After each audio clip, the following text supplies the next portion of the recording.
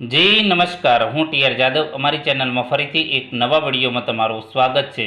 મિત્રો, તમે બધા મસ્ત છો, મજામાં છો? મિત્રો, આ વિડીયોમાં વાત કરીશું હમણાં તારીખ 30/4/2026ના રોજ જીએસઆરટીસી એટલે કે એસટી નિગમમાં જે હેલ્પર, ડ્રાઈવર, કંડક્ટર તો જે ભરતીના નિયમો હતા એમાં સુધારો ફેરફાર કરવામાં આવેલો છે.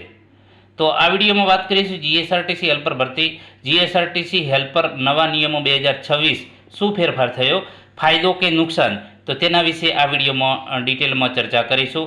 તો મિત્રો, આ વિડીયો વધુમાં વધુ મિત્રોને શેર કરજો જે લોકો હેલ્પરની તૈયારી કરી રહ્યા છે.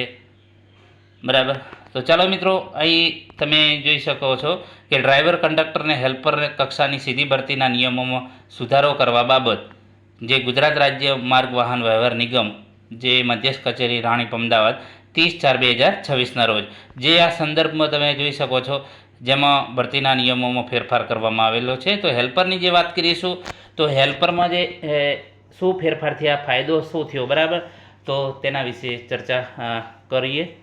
તો વિઝનમાં જોઈશું તો ચોખ્ખું વિઝન હોવું જોઈએ, પરંતુ એમાં લખેલું નથી કે બ્લાઇન્ડનેસ જે કલર બ્લાઇન્ડનેસ હોવું જોઈએ કે નહીં, એટલે ચોખ્ખું વિઝન હોવું જોઈએ. બરાબર, એટલે એ જે નિયમ છે એમાં કંઈ સુધારો વધારો છે નહીં. બરાબર, વિઝનમાં તો પહેલાં પણ એ જ માગતા હતા કે ચોખ્ખું વિઝન હોવું જોઈએ, કલર બ્લાઇન્ડનેસ ન હોવું જોઈએ. બરાબર, વયમર્યાદામાં એ મતલબ કે કોઈ ફેરફાર નથી, જે 18થી 35 વર્ષ છે. અનામત જે કેટેગરીના છે એને છૂટછાટ મળવાપાત્ર છે. લઘુત્તમ શૈક્ષણિક લાયકાત પણ એ જ જે છે જેમાં અગાઉની જે ભરતી આવેલી હતી જેમાં આપણે વાત કરીએ કે આઈટીઆઈ કર્યા પછી આઈટીઆઈ જેમાં કયા કયા ટ્રેડો, તો મિકેનિક મોટર વ્હીકલ એમએમવી છે, મિકેનિક ડીઝલ છે, જનરલ મિકેનિક છે, ફિટર છે, ટર્નર છે, ઇલેક્ટ્રિશિયન છે, સીટ મેટલ વર્કર છે, પછી ઓટોમોબાઈલ બોડી રિપેરિંગ છે, welder cum fabricator, machinist, carpenter, painter general, automobile painter અને ઓછામાં ઓછા 1 વર્ષનો કોર્સ. બરાબર, લઘુત્તમ શૈક્ષણિક લાયકાત એની એ જ છે. અગ્રતા માટેની વધારાની લાયકાત તો કે તમે સરકારી, પ્રાઇવેટ કે જાહેર સાહસ જે પબ્લિક અંડરટેકિંગ હોય, બરાબર, અથવા કોઈ પણ લિમિટેડ છે પ્રાઇવેટ લિમિટેડ કંપનીમાં ઉમેદવાર દ્વારા લઘુત્તમ શૈક્ષણિક લાયકાતમાં દર્શાવ્યા ટ્રેડમાં જે અગાઉ કોઈ મતલબ કે એવો જે નોટિફિકેશનમાં પણ જે જાહેર કરવામાં આવેલું હતું કે તમે જે ટ્રેડમાં કરેલી છે એવું કોઈ સ્પષ્ટ લખાણ ન હતું, પરંતુ આ વખતે જે લાઇનમેનવાળાનો જે કિસ્સો ધ્યાનમાં આવ્યા પછી સરકારે મતલબ કે જીએસઆરટીસી પણ સફાળું જાગ્યું છે અને એમણે નિયમોમાં ચોખ્ખું જે હમણાં જીએસઆરટીસી હેલ્પર દિવ્યાંગ માટેની જે ભરતી આવી છે એમાં પણ ચોખ્ખા શબ્દમાં લખેલું છે કે જેમાં તમે આઈટીઆઈ કર્યું છે તો એમ જ તમે એપ્રેન્ટિસ હોવું જોઈએ, ઇલેક્ટ્રિશિયન તો ઇલેક્ટ્રિશિયનમાં જ હોવું જોઈએ, ફિટર તો ફિટરમાં જ હોવું જોઈએ.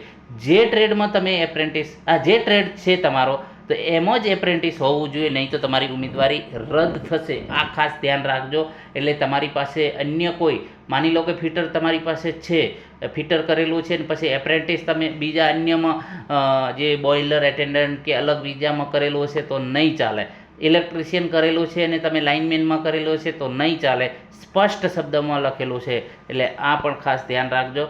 મેરિટ યાદી તૈયાર કરવાની પદ્ધતિ, હવે આમાં ખાસ સુધારો વધારો થયો છે. અગાઉની 2025ની જે ભરતી હતી અથવા તો હમણાં જે દિવ્યાંગ ઉમેદવારો માટેની જે સ્પેશિયલ ભરતી જાહેર થઈ છે એમાં પણ જે આપણે વાત કરીએ કે નોટિફિકેશનમાં આપેલું હતું અને અગાઉની ભરતીમાં પણ જે તમારા આઈટીઆઈના જે માર્ક્સ પ્લસ એપ્રેન્ટિસના 15 માર્ક્સ અને આઈટીઆઈના 55 એના જે 70 માર્ક્સ બનતા હતા અને એ 70માંથી તમારે જે તમે માર્ક્સ લાવો છો એ માર્ક્સના મેરિટ બને અને મેરિટના હિસાબે તમને મતલબ કે જે તમારું મેરિટ બને છે એ પ્રમાણે તમને લેખિત પરીક્ષા આપવા મળતી. આ તમને નુકસાન હતું, કારણ કે ઘણા મિત્રો એવા હોય છે કે આઈટીઆઈમાં મહેનત ઓછી કરી હોય અથવા તો એપ્રેન્ટિસમાં પણ ઓછા માર્ક્સ હોય, તો એ લોકોને હવે મહેનત કરવાની ઈચ્છા જાગે. બરાબર, એમને ઈચ્છા થાય કે મારે સરકારી નોકરી લેવી છે ને હાલો ભાઈ આપણે તૈયારી કરીએ.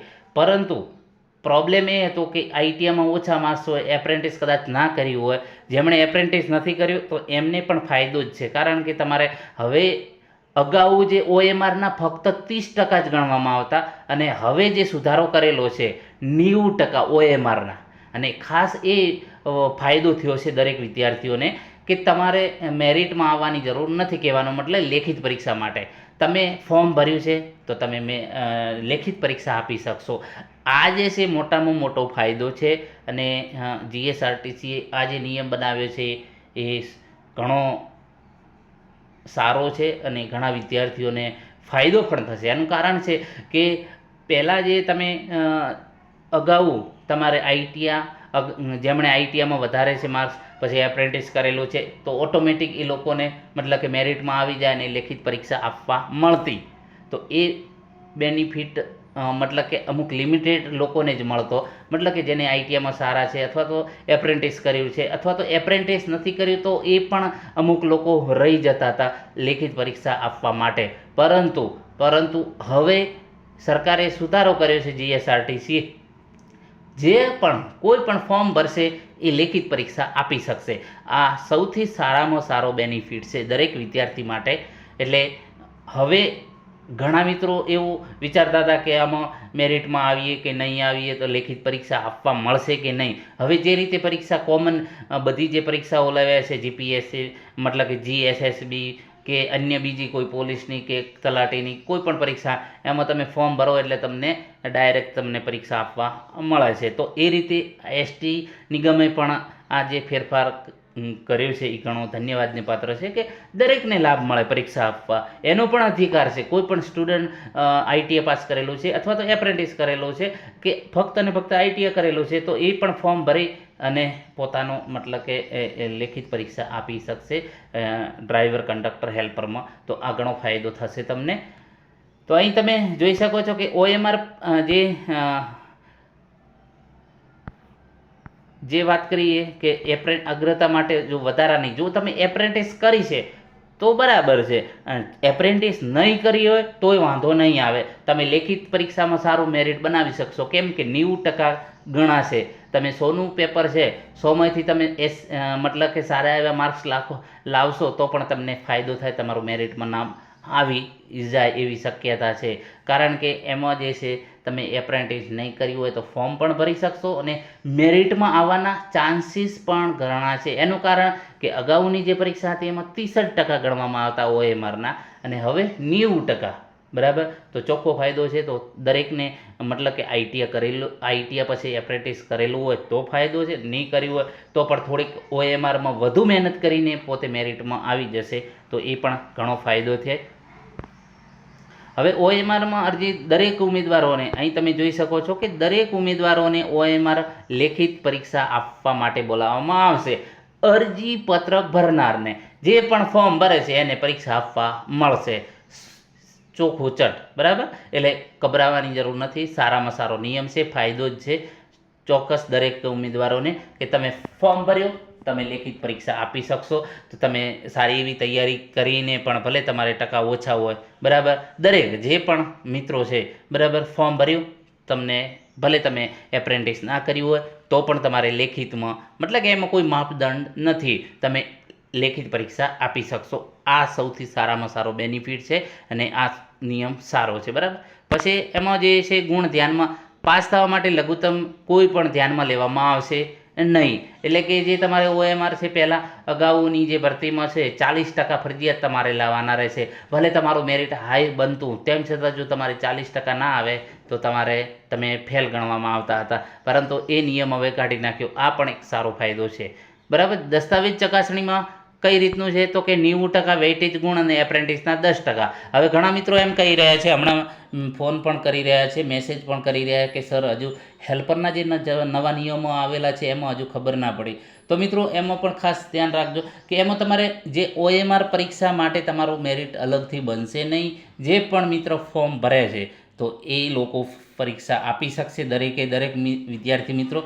પ્લસ મેરિટ દસ્તાવેજ DVમાં કઈ રીતે બોલાવશે તો તમે OMRમાં લેખિત પરીક્ષામાં મેળવેલ ગુણના 90% તમારે ગુણ ગણાશે. અગાઉમાં 30% જ ગણવામાં આવતા. હવે તમને ફાયદો એ છે કે જે તમે મહેનત કરશો બરાબર, લેખિત પરીક્ષામાં એ તમારો ફાયદો ચોખ્ખો. તમારું પેલું પણ નહીં ગણાય, ફક્ત એપ્રેન્ટિસના 10% ગણાશે. એટલે મેરિટમાં આવવા માટે એ પણ ફાયદો છે. એપ્રેન્ટિસ કરેલું હશે તો ઘણો ફાયદો. એનું કારણ એટલે તો હું વારે વારે દરેક મિત્રોને, આઈટીઆઈના જે મિત્રો છે એમને કહું છું કે ભાઈ એપ્રેન્ટિસ કરી લો. ઓએનજીસી છે, ઇફકો છે, જીએસએસએલ છે કે રેલવે છે, કોઈ પણ જગ્યાએ એપ્રેન્ટિસ કરેલું હશે તો 5-10 માર્ક્સનો તમને એક્સ્ટ્રા ફાયદો મળે. હવે મિત્રો 1 માર્ક્સ માટે પણ રહી જતા હોય, 0.25 માટે રહી જતા હોય, 0.10 માટે પણ રહી જતા હોય છે, તો આ 10 માર્ક્સ તમને ફાયદો કરાવે, 10%.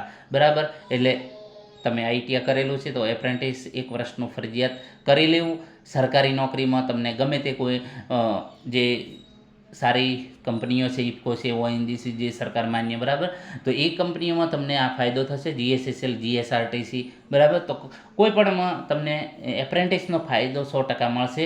જે તમારા અગ્રતા માટે 10% તમને વધુ ફાયદો થશે. જે તમારા મેરિટ છે એના 10% ગણવામાં આવશે. માની લો કે 80% છે તમારે એપ્રેન્ટિસના, તો એના 10% ગણવામાં આવશે. તો એ પ્રમાણે તમારું મેરિટ હાઈ થઈ શકે, તમે નોકરીના ચાન્સીસ વધી જાય. પરંતુ ઘણા એવા મિત્રો પૂછી રહ્યા છે કે સર એપ્રેન્ટિસ ના કર્યું હોય તો ફોર્મ ભરી શકાય? ચોક્કસ, એપ્રેન્ટિસ નથી કર્યું તો પણ તમે ફોર્મ ભરી શકશો, પરીક્ષા આપી શકશો. પરંતુ તમને ગેરફાયદો એ છે કે તમને 10% મતલબ કે તમને એક્સ્ટ્રા નહીં મળે. મતલબ કે 10% એટલે જે તમારે એપ્રેન્ટિસ કર્યું છે તો એના 10% લેખે એ તમને માર્ક્સ નહીં મળે. એટલે મતલબ કે તમારે વધુ ઓએમઆરમાં મહેનત કરવી પડે. બરાબર, તો એ રીતે તમારો મતલબ કે જે છે મેરિટ બનશે. 1.5 ગણા એમાં બોલાવવામાં આવશે મેરિટ યાદીમાં. બરાબર, એટલે કે હવે જે અગાઉ જે હતું એ થોડોક મતલબ કે ભેદભાવવાળું હતું કે જેમણે આઈટીઆઈ અને એપ્રેન્ટિસ હોય અને એમનું મેરિટ બને અને એ પ્રમાણે લેખિત પરીક્ષામાં બોલાવવામાં આવતા હતા, એ ખોટું હતું. આ જે છે બરાબર છે કે જે દરેકને લાભ આપો, દરેક પણ મિત્ર પરીક્ષા આપી શકે.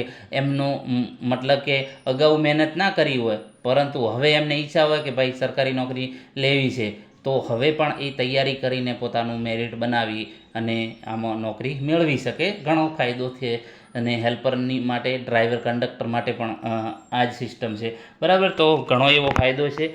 જે અહીં વાત કરી કે પરીક્ષામાં જે તમે મેળવેલ એના 90% વેટેજ અને લઘુત્તમ શૈક્ષણિક લાયકાતમાં આઈટીઆઈ ટ્રેડમાં એપ્રેન્ટિસ પૂર્ણ કરેલ હોય તો એ એપ્રેન્ટિસશીપ ખાસ ધ્યાન રાખજો. જે ટ્રેડમાં તમે એપ્રેન્ટિસ, જે ટ્રેડ છે એમાં જ એપ્રેન્ટિસ હોય તો જ તમને એનો ફાયદો મળશે, એના 10 ગુણ મળવા પાત્ર રહેશે. બરાબર, ખાસ એ ધ્યાન રાખવાનું છે કે તમે જે પણ એપ્રેન્ટિસ તમારે જે ટ્રેડ હોય એમાં જ હોવી જોઈએ. બરાબર, મેરિટ યાદી તો કે ઓએમઆર પરીક્ષામાં મેળવેલ ગુણના 30% વેટેજ ગુણ તથા એપ્રેન્ટિસ પ્રમાણપત્રના 10 ગુણનો સરવાળો કરી જાહેરાતમાં જે દર્શાવેલ અનામત બિન અનામતની જગ્યાઓ ધ્યાનમાં લઈને મેરિટ યાદી બનાવવામાં આવશે. રમતવીર હશે તો એમને 5 ગુણ અલગથી 5% મળવા પાત્ર છે. બરાબર, તો આ પણ ખાસ ધ્યાન રાખજો. ખરેખર આજે જે નવા સુધારા કર્યા છે એ મતલબ કે આવકારદાયક છે. કારણ કે અગાઉની જે ભરતીમાં અમુક જ 1.5-2 લાખ વિદ્યાર્થીઓ ફોર્મ ભરતા, એમાંથી માંડ 25-30 હજાર જ છોકરાઓ પરીક્ષા આપી શકતા. પરંતુ હવે નવા નિયમો પ્રમાણે દરેક વિદ્યાર્થી પરીક્ષા આપી શકશે. એ ફાયદો છે. અને ગેરફાયદો એ છે કે મતલબ કે 1.5 લાખ 2 લાખ જે ફોર્મ ભરાય છે તો એ ફોર્મમાં મતલબ કે એ પ્રમાણે મેરિટ હાઈ જઈ શકે. બરાબર, તો એમાં કોઈ વાંધો નહીં, દરેકને લાભ તો મળે છે પરીક્ષા આપવા માટે. તો ખરેખર આ જે છે નવા નિયમો ઘણા આવકારદાયક છે અને એ પ્રમાણે તમે પણ આની તૈયારી કરી શકશો. અને કંડક્ટરની ટૂંક સમયમાં જ ભરતી આવશે, 100%, 10 દિવસની અંદર. એ પ્રમાણે તમારા ડોક્યુમેન્ટ તૈયાર રાખજો. જે તે ડોક્યુમેન્ટ છે, બરાબર, તો ધોરણ 12 પાસ ઉપર છે જે ભરતી છે. બરાબર, તો એ પ્રમાણે પોતાના જે ડોક્યુમેન્ટ તૈયાર રાખજો અને ટૂંક સમયમાં કંડક્ટરની ભરતી સામાન્ય જે છે એ જાહેર થઈ શકે છે, એવું સૂત્રોના જણાવ્યા પ્રમાણે. તો મિત્રો, હેલ્પરમાં પણ આ જે છે નવા નિયમો આવકારદાયક છે. તો એ પ્રમાણે ઘણા સારા છે. જો વિડીયો પસંદ આવે તો લાઇક, શેર અને મિત્રો ચેનલને સબસ્ક્રાઈબ કરવાનું ન ભૂલતા. Thank you for watching this video.